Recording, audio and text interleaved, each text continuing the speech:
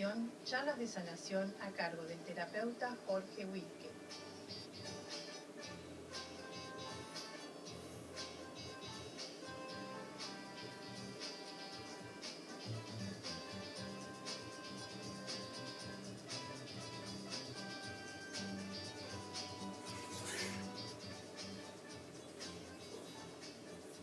Bueno, buenos días, queridos amigos, buenos y queridos días, los sábados, como siempre, aquí estamos con charlas de sanación. Esta vez no contamos con Adriana, que está de viaje, disfrutando. Ya todos pudimos ver algunas lindas fotos en Facebook publicadas por ella, que está trabajando mucho y disfrutando algo también allí en Orlando. Y hoy prometimos, entre otras cosas, pusimos por ahí en la web y varias personas nos estuvieron solicitando esto, explicar lo de Luis Suárez, explicar qué pasó. Como la otra vez habíamos explicado la lesión de meniscos, hubo mucha gente que nos pidió por mensajes internos y una serie de cosas más, explicar las actitudes, estas actitudes de Luis, si es que las tiene, porque yo en este caso no estoy del todo seguro que la haya tenido ni que haya mordido a nadie. Creo que en este caso solamente es un terrible negocio, que había mucha gente que perdió mucha plata, mucha gente que no pudo hacer sus negocios en algunos países europeos, muchas presiones, mucha FIFA, demasiado política, mucha política y poco deporte. Creo que es un poco así, más como muchos dicen por ahí, miedo de Brasil, más algunas cosas más fantasmas de Maracaná, más qué sé yo cuántas cosas más, muchas cosas. Pero es importante aclarar un poco, y es importante profundizar en el tema, porque es algo muy importante y nos va a llevar a cosas muy, pero muy importantes en la vida de todos, que creo que realmente son interesantes de comprender para todos. Porque había alguna gente ahí que decía, no, pero si es que realmente muerde hay que ponerle un psiquiatra, un psicólogo, qué sé yo, esto es una locura, no tiene sentido lo que hace, una serie de cosas más de ese tipo. Y nosotros, sin embargo, desde nuestro punto de vista, lo tenemos absolutamente claro de que sí tiene sentido lo que hace. Miren qué curioso, ¿no? Tiene sentido. Y nosotros en biodecodificación tenemos claro que todo lo que tiene que ver con la boca, todo, cuando yo digo todo, es todo, inclusive los dientes, las ortodoncias, los dientes hacia afuera, como un poco los tiene Luis y un tercio de la población, obviamente, más todos los conflictos de la boca, más mucho más todos los conflictos del endodermo, por decir así, todos tienen que ver con el bocado. Pero ustedes me dirán, el bocado es algo tan simple. Nosotros manejamos el bocado desde otro punto de vista, lingüísticamente hablando. Manejamos el bocado como si habláramos del bolo alimenticio, y en la realidad sí es eso. Pero el bocado es mucho más a nivel arcaico. Estamos hablando del bocado programado en el hombre, en el ser humano arcaico de toda la vida. Estamos hablando del poder o no poder alimentarse. Pequeño detalle. Y entonces esto viene ya prácticamente, miren desde cuándo, desde las raíces mismas de la evolución, desde los organismos unicelulares que fagocitaban prácticamente, ¿verdad? Un organismo a otro, tenían ahí un bocado a disposición y podían entonces acceder o no acceder al bocado con su boca envolviéndolo en ese caso y de ahí en adelante con la boca, ¿verdad? Entonces todos los conflictos que tienen que ver con la boca en la realidad tienen que ver con el miedo de poder o no poder atrapar el bocado, poder o no poder alimentarnos cuando quisiéramos hacerlo. Pero obviamente a nivel arcaico, a nivel animal, el bocado es solo la alimentación. Pero obviamente también a nivel humano el bocado no es solo la alimentación. Ese es el origen arcaico y simbólico de la alimentación. Pero el miedo a no poder alimentarse, a no poder atrapar el bocado, va desde no poder atrapar el bocado que es la pareja. Para los niños, por ejemplo, que tienen problemas con desviación de sus dientes desde el punto de vista de la ortodoncia hacia afuera, siempre es no poder atrapar el bocado de sus padres. Algunos de sus padres no lo pueden atrapar, no lo pueden tener para sí. Para la mayoría de los hombres el bocado es su pareja, obviamente, y ahí vienen muchos problemas en muchos dientes específicos que tienen que ver con la pareja, porque no puedo atrapar a mi pareja, no puedo tenerla cuando quiero. Y así una serie de cosas más que refieren a atrapar o no atrapar el bocado. Entonces, miren qué sintomático, ¿no? Y nos va a parecer como muy claro a todos, porque en la realidad, en la biodecodificación, miren cómo es los conflictos de la boca en general, y van a entender enseguida el conflicto de Suárez. Los conflictos de la boca en general es un conflicto de sentirse víctima de una bajeza, de una deslealtad, de una canallada, una vileza, una maldad, una indignidad, una infamia, una traición, una villanía, y no poder responder. Esos son los conflictos esenciales del bocado. Creo que está muy claro, ¿no? O sea, si no podemos asimilar esa situación con la de Luis Suárez en el partido, donde soy víctima de un montón de bajezas, de canalladas, de deslealtades, de juego no limpio, de lo opuesto al fair play, de patadas permanentes, de marcas imposibles, de que me revienten a mí y a todos mis compañeros, y yo no puedo responder. Si les parece que eso no se ajusta a la situación, no sé ya qué se ajusta. En la realidad hay que entender que es así, que es un problema de atrapar o no atrapar el bocado. Atrapar el bocado también es atrapar al contrincante que se me escapa y se me escapa la posibilidad de hacer un gol, se me escapa el bocado también es el partido, el gol, el partido que se nos escapa de las manos, un montón de cosas más en cuanto al bocado.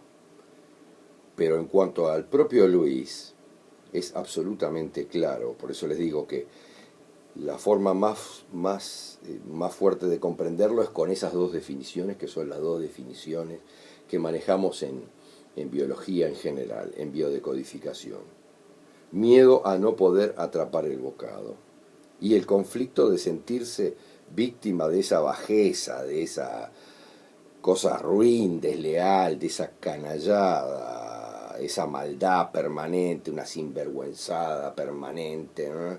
Y no pudiendo yo responder, ¿no? Yo no tengo que responder, no tengo que devolver ojo por ojo, no tengo que patear cuando me patean, tengo que bajar la pelota, y ese es un conflicto muy grande que siempre se expresa en la boca. Y ahí nos queda absolutamente claro cómo es, en este caso, el problema de Luis Suárez, que es realmente un conflicto arcaico que todos tenemos, no solo él, todos lo tenemos, y de hecho por eso mismo es que todos tenemos también alguna deformidad cuando pequeños en los dientes o alguna desviación de algún diente, y eso tiene que ver con el poder o no poder atrapar el bocado que el mismo Luis estaba expresando en toda esta situación. Ya como estamos aquí ya hablando de bocado, vamos a aprovechar entonces la oportunidad para entrar más profundamente en todo eso que tiene que ver con el bocado, porque como ustedes se darán cuenta, de aquí en adelante vamos a ver que tiene que ver muchísimo con muchas cosas, y no solamente con el bocado o lo que nosotros consideramos la alimentación propiamente dicho, sino que realmente tiene mucho que ver con ese bocado simbólico en realidad, y el retener o no retener ese bocado, el lograr o no lograr ese bocado, el digerir o no digerir ese bocado, y muchas cosas más. Porque en este caso lo que está involucrado en la realidad es el endodermo, ¿verdad? Que es la hoja germinal que se ha desarrollado primero en el curso de nuestra propia evolución, ¿verdad? Es la que da lugar a los órganos más antiguos durante la primera etapa del periodo embrionario, cuando todavía somos solo un embrión. Y los órganos y tejidos derivados de esa formación que se hace en esa primera etapa del periodo embrionario son todos controlados por el tronco encefálico, o sea que son controlados también por lo más básico de nosotros, y están relacionados en realidad con los conflictos biológicos, como estábamos diciendo recién, con los conflictos biológicos más antiguos, con los conflictos biológicos más que tienen mayor antigüedad, como el de la alimentación, ¿verdad? Que es algo absolutamente básico para nuestra sobrevivencia. Los conflictos de bocado en general se desarrollan absolutamente desde, podríamos decir, desde la boca hasta el recto. Están realmente involucrados en todo a lo largo de nuestro sistema digestivo, y están ligados con eso que hablábamos, con la habilidad o la inhabilidad que tenemos para atrapar un bocado. En realidad la boca, la faringe, el paladar, las amígdalas, las glándulas salivares por cierto, la nasofaringe, las glándulas tiroides, todo está involucrados realmente en el conflicto de ser capaz o no ser capaz de atrapar un bocado en el esófago y llevarlo al esófago, ¿verdad? Los conflictos esos de ser capaz o no ser capaz de atrapar un bocado, de absorber y digerir un bocado, ¿verdad? Están ligados todos los órganos digestivos, como el estómago, la curvatura mayor del estómago en la realidad, el intestino, el hígado, el colon, el recto, ¿verdad? Por supuesto el páncreas y todos los órganos asociados están también involucrados en eso. El problema que hay con el tema de el bocado es que nosotros lo interpretamos acá en la discusión diaria, y tal vez ahora que lo estamos conversando, lo interpretamos como atrapar el alimento, pero realmente el problema es que cuando cuando interpretamos eso como atrapar el alimento, como atrapar el bocado, automáticamente nuestro cerebro, nuestra conciencia, lo asimilan a un conflicto de origen vital. Es vital que yo atrape ese bocado, porque lo asimilan con la alimentación, absolutamente, y con lo vital que es eso, ¿verdad? Es absolutamente vital, ese es el problema, que al relacionarse con un conflicto arcaico, se relaciona con algo absolutamente vital para mí. Entonces una serie de cosas que son mi bocado, y que pueden ser mi bocado, por ejemplo, mi despido, mi divorcio, mis incapacidades para determinadas cosas, un montón de cosas más, son interpretadas como vitales cuando en realidad no lo son. Entonces, lo que nos pasa es que interactuamos con el mundo de una forma figurativa, con un lenguaje simbólico muy fuerte, experimentamos un sentido figurado de ese bocado, pero le ponemos el mote de vital para nosotros. Y eso es un problema muy grueso, porque pasa a tener una relevancia que en muchos casos en la realidad de fondo no la tiene. Entonces, por ejemplo, el bocado puede ser a determinado punto algo como, por ejemplo, una crítica muy fuerte. Yo recibo una crítica muy fuerte de alguien que yo considero injusta, etcétera, ¿verdad? Y entiendo que esa crítica es indigerible para mí como bocado. No la puedo digerir, es demasiado fuerte para mí. Y tengo un problema porque no me puedo deshacer de ella. Ese es el tema. Me encuentro realmente en un punto donde no me puedo deshacer de esa crítica. Es un bocado que yo ya he tragado, ya lo he oído, no hay nada que inventar, imposible echar atrás, pero no me puedo deshacer de eso, no me puedo salir, ¿verdad?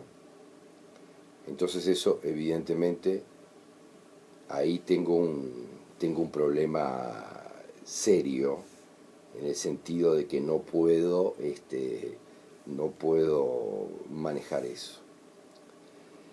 Pero tanto es así que realmente todos los conflictos que refieren a esta capa embrionaria se manejan de la misma manera. Inclusive cuando no, vamos a decir así, cuando no involucran inclusive al sistema digestivo en la realidad, sino que en algunos casos, por ejemplo, involucran esta capa embrionaria y este tipo de tejido, involucra, por ejemplo, todo el sistema respiratorio, los alvéolos pulmonares que procesan el oxígeno, ¿verdad? Y que están ligados a un conflicto mucho más grueso, que es vivir o morir. Es directamente el conflicto del miedo a morir. De ahí es que todos los conflictos pulmonares empiezan desde el tema más sencillo, como un miedo a morir,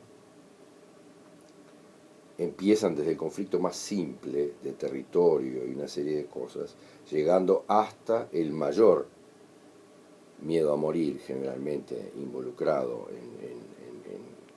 hoy por hoy en la sociedad, que es, por ejemplo, el cáncer de pulmón, lógicamente.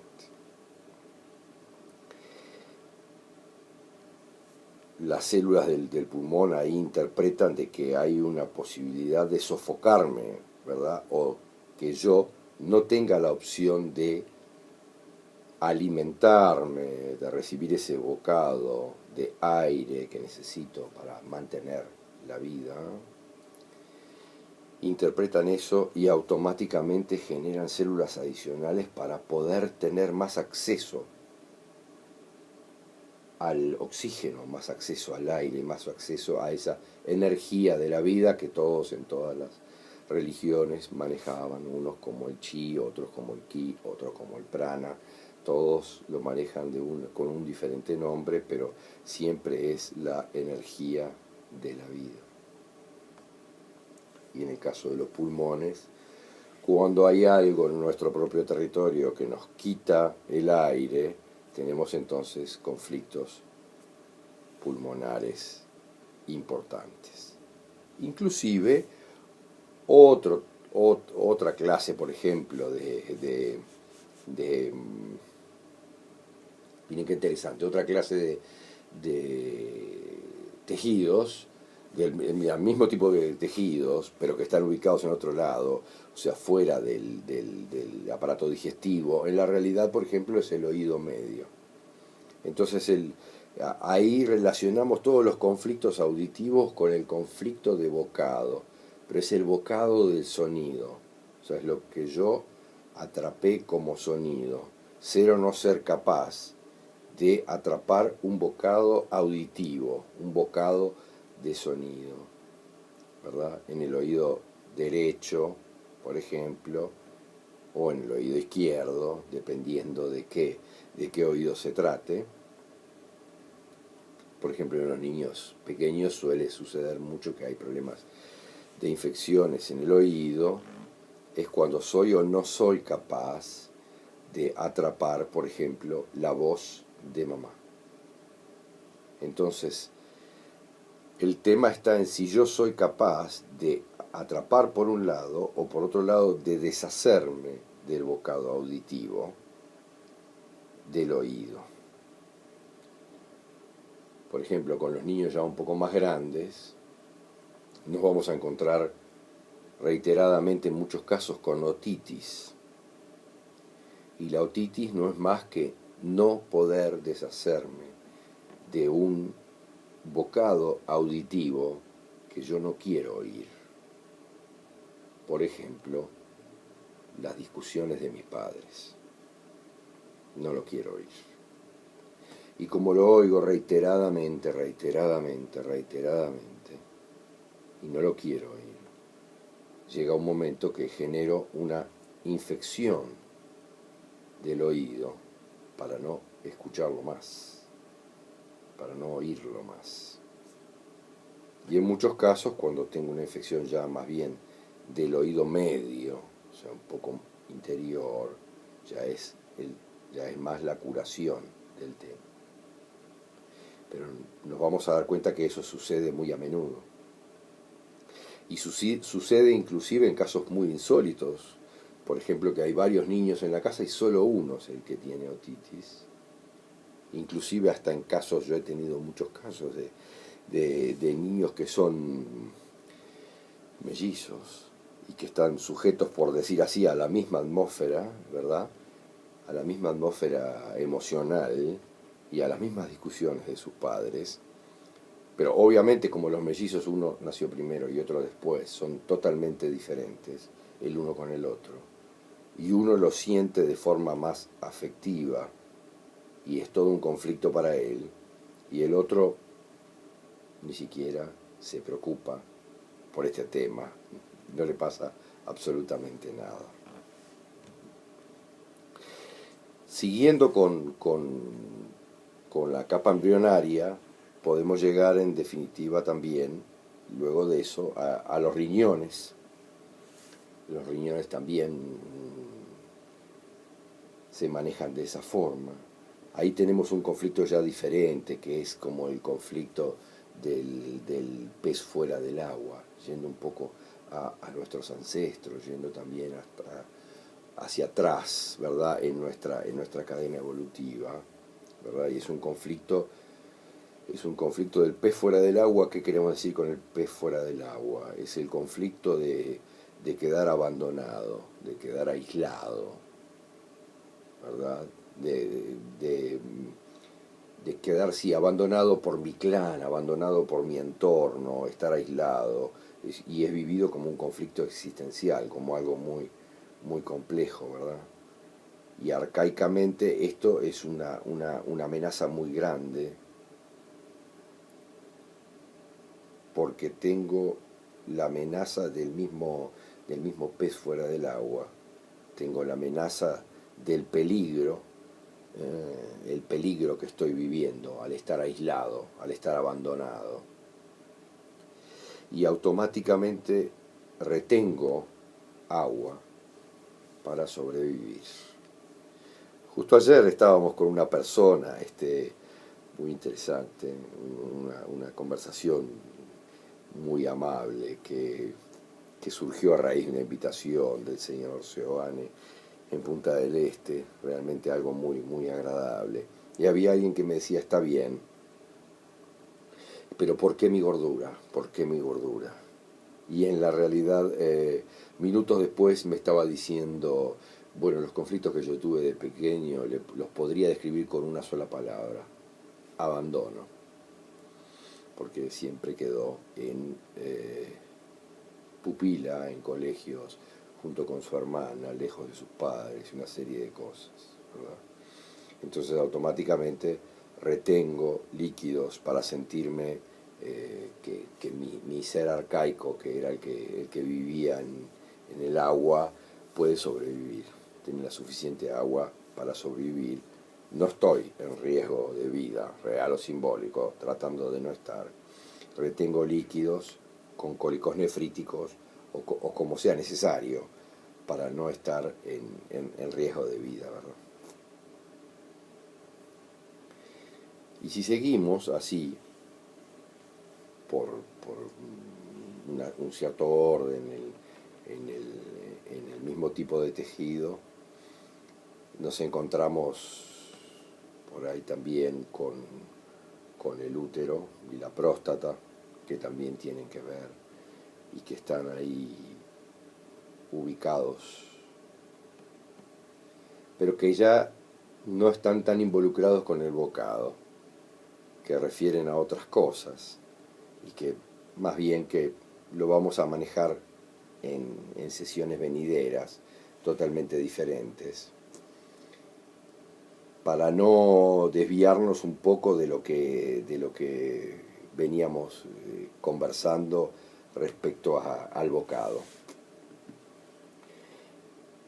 Como decíamos en principio, todas las patologías de la boca tienen que ver con atrapar el bocado.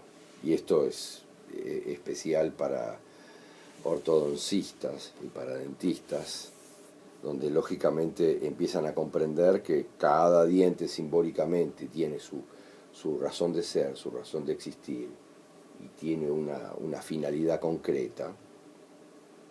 Entonces en la realidad lo que termina sucediendo es que ese diente o los demás se desvían para intentar atrapar el bocado que nosotros necesitamos atrapar. Después de la boca, lo que viene a continuación en el aparato, en la realidad es el esófago, y ahí podríamos decir que prácticamente ya tenemos atrapado el bocado. O sea, el bocado ya está atrapado por mí y nadie nos lo puede quitar. O sea, ese bocado yo ya lo tengo, ¿verdad? Pero ahí pasa a haber otros conflictos a nivel arcaico, muy gruesos también, porque a nivel animal, en definitiva, podemos decir así que nos podemos atragantar con ese bocado, si es que ese bocado es muy grande para nosotros. Y ahí volvemos a estar en otro conflicto bien complejo, ¿verdad? Como es, por ejemplo, los conflictos del esófago, y que tienen que ver totalmente con eso. Por ejemplo, con los cánceres de esófago. Un cáncer enormemente difundido en el interior de nuestro país, mucho más en generaciones anteriores, donde era una mayoría apabullante la que moría de cáncer de esófago, de repente atribuido en algunos momentos a que no, bueno, que el agua hirviendo, del mate, que esto, que el otro, que traía obviamente cáncer de esófago. Y en la realidad nosotros entendemos que es cuando tenemos un bocado demasiado grande y que nos podemos atragantar. Un cáncer de esófago es algo muy grande, en definitiva, lo que nos debemos tragar en nuestra vida. Es algo realmente muy, muy grueso, muy grande lo que nos debemos tragar. Generalmente eso es sumamente simple de ubicar en nuestra vida porque, como dijimos, es algo realmente muy grande y es un conflicto realmente muy, muy grande y muy profundo. Y de esa manera nos es muy fácil generalmente conversando encontrar cuál es el conflicto desencadenante del problema, a dónde estuvo el problema.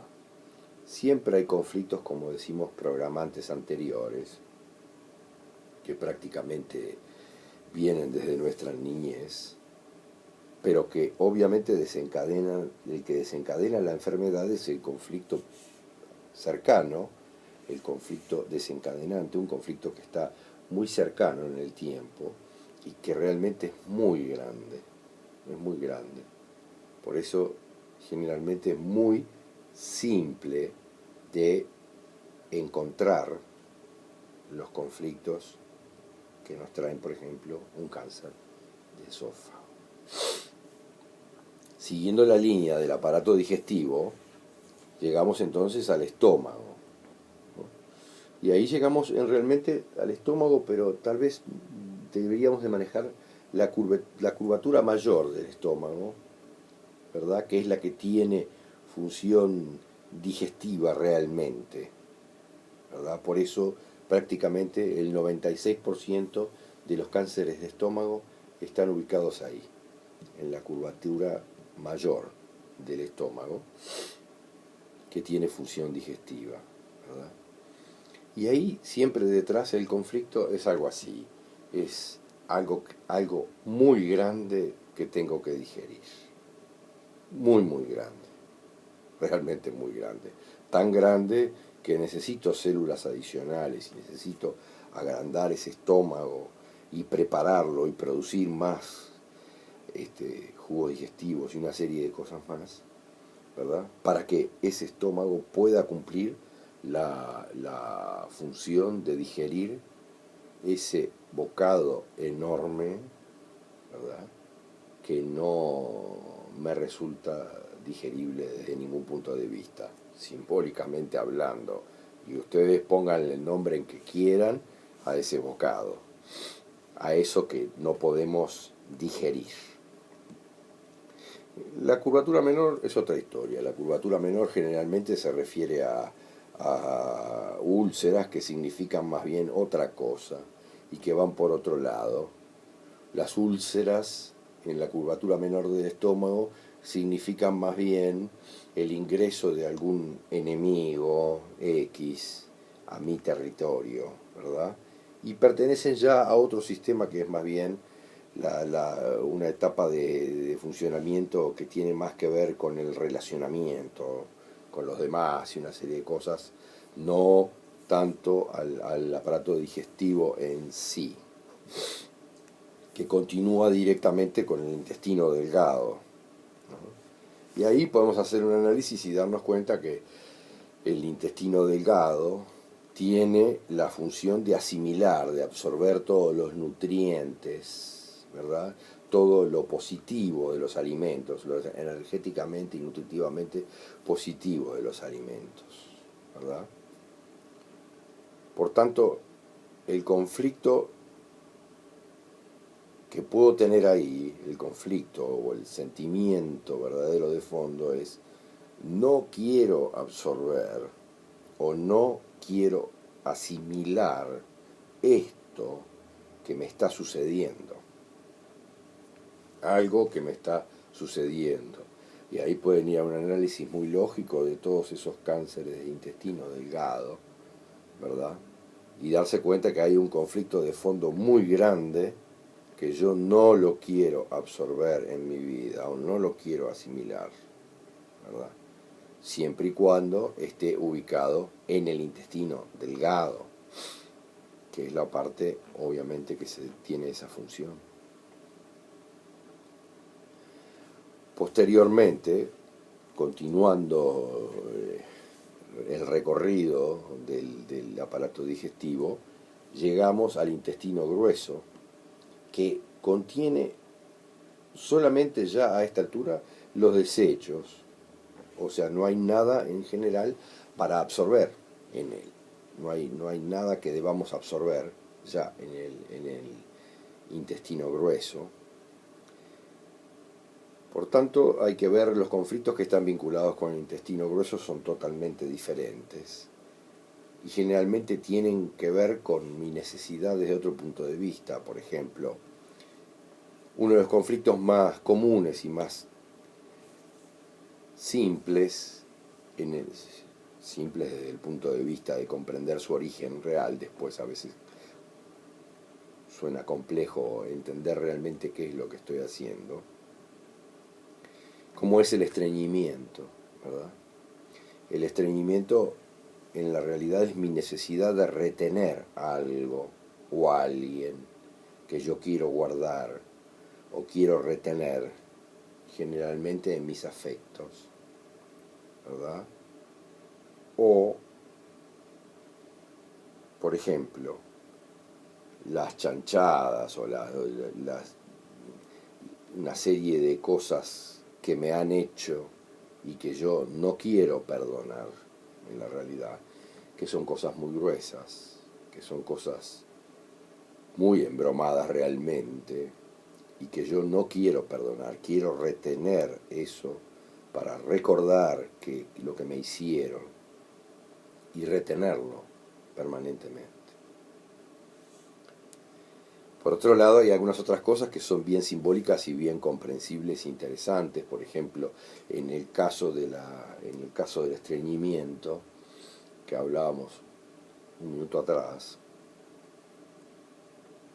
yo recuerdo siempre una prima que ahora vive en Europa hace muchos años y que tenía siempre problemas de estreñimiento.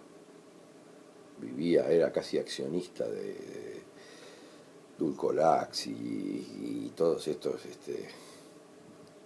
fibras para tomar contra el estreñimiento. Vivía siempre tomando esto, ¿no? Obviamente. Y obviamente, lógicamente, se fue a vivir a Europa y se alejó totalmente de su familia. Y la asimilación simbólica es bien interesante y bien lógica. Simbólicamente el agua es la madre, por lo que si tengo estreñimiento quiero retener a mamá, retenerla para mí, ¿verdad? O en el caso de los niños, tan común en los niños pequeños, ¿verdad? En los niños pequeños y en casi los bebés en realidad que tienen estreñimiento, ¿verdad? Como el agua es simbólicamente la madre, yo extraigo toda el agua de mi materia para retener a mamá y en el caso de los niños para retener el amor de mamá, que es eso lo que ellos están buscando retener, el amor de mamá. No tengo suficiente del amor de mamá y por eso automáticamente viene el estreñimiento en el caso de los niños pequeños. El otro conflicto común que tenemos a nivel del intestino grueso y bien simple por nosotros, muy incomprendido, pero bien simple, es el de la apendicitis. Y la apendicitis podríamos decir que es así. La apendicitis en la realidad del intestino grueso termina siendo el último resquicio del intestino, porque obviamente es esa apéndice, como bien dice su nombre, ¿verdad? El último resquicio, el último apéndice, mucho más chica que el intestino, más pequeña, ¿verdad? Por lo tanto, los animales que se manejan en zonas desérticas, y eso lo tienen bien claro, esa es la última reserva, porque es la que siempre queda ahí, en el final del intestino, queda en esa pequeña apéndice, queda la última reserva. Y la simbología de la última reserva es realmente como, en general, como la que yo, es el dinero del bolsillo. Por ejemplo, en los niños es el dinero del bolsillo, lo que yo tengo para usar, si tengo o no tengo dinero del bolsillo, ¿verdad? Ahí muchos niños vienen con que al final tiene apendicitis. ¿Por qué? Porque nunca tiene dinero del bolsillo, tiene problemas con eso, ¿verdad? En los niños pequeños, ¿verdad? Son los niños que los padres los tienen que sí, que no, nunca tienen una moneda, ¿verdad? Y tienen inconvenientes ahí con sus recursos, ¿verdad? Con sus reservas, no las tienen. Que no es lo mismo que en los mayores, que son mis reservas económicas, en general. Y me hace acordar una hermosa persona que me llamó desde Chile pidiéndome, por favor, me quieren operar, dicen que tengo apendicitis, pero tengo que entender esto. Bueno, en general son tus reservas económicas, o sea que tenés que tener algún problema con mis reservas económicas. Oh, no puedo creer que sea eso. ¿Cómo que no puedo creer que sea eso? Sí, porque realmente hace 2 días, fue el primer día en 6 meses, que yo vuelvo a tener mi cuenta de banco en negro. Después de estar 6 meses en rojo, ¿verdad? 6 meses bajo cero, ¿verdad? Sin dinero por una serie de cosas que yo tuve que pagar a mi madre, una serie de cosas que le tuve que pagar de salud. Y bueno, pese a que mi condición económica y financiera es muy sólida, no tenía un solo peso en el banco y eso me hacía sentir muy pero muy mal. Y 2 días atrás vi por fin que mi cuenta tenía unos pesos chilenos en negro y ahí automáticamente viene la apendicitis, porque vuelvo a tener una pequeña reserva, ¿verdad? En ese sentido hay que entender que el colon, el colon, por ejemplo, el colon irritable, otra de los conflictos más comunes, de las dolencias más comunes en nuestra generalidad. El colon irritable generalmente se refiere a todas esas pequeñas porquerías permanentes también que recibo de alguien cercano. Permanentemente recibo una serie de porquerías, de chanchadas, de acciones malintencionadas, de cosas complejas que a mí me están amargando la vida permanentemente, ¿verdad? Las recibo permanentemente. Entonces tengo colon irritable. En general, a nivel del colon, la localización de todos los inconvenientes indica cuál es el origen o la proveniencia del estrés. O sea que más o menos hemos ido analizando una y otras cosas. Nos queda el páncreas, que realmente es una enorme porquería que me han hecho. Un conflicto muy, muy complejo, muy grande, una chanchada espectacular que me ha tocado vivir. Generalmente tiene que ver con familia, con herencias, con cosas que nunca pensé que me fueran a hacer eso. Mi propia familia, mi propia sangre, una serie de casos. Nunca pensé eso. Y después podríamos manejar alguna otra cosa más, obviamente el hígado y algunas otras cosas más, que son las reservas. Y generalmente maneja la energía. Si necesito un hígado muy grande, es para absorber todo el alimento que pueda y para tener toda la energía que pueda. Generalmente cuando tengo problemas de escasez o problemas familiares, de escasez económica o problemas familiares. Así que en definitiva, ya abarcamos la mayoría de todo lo involucrado por ese tejido, todo a raíz de Luis Suárez, y vamos a ir redondeando, vamos a ir cerrando en general ya en esta nueva edición. Vamos a ir cerrando con algunas consultas que estamos recibiendo. Vamos a ir cerrando con algunas cosas más. Acá preguntan cómo es ahí el cáncer de páncreas y podemos explicar que es así, que generalmente son chanchadas muy grandes, ¿verdad? Porquerías muy grandes que me han hecho en mi vida y que yo tengo que superar de alguna manera, tengo que resolverlas y no siempre puedo resolverlas. Entonces tengo el páncreas ahí involucrado para intentar resolver eso que me han hecho vivir,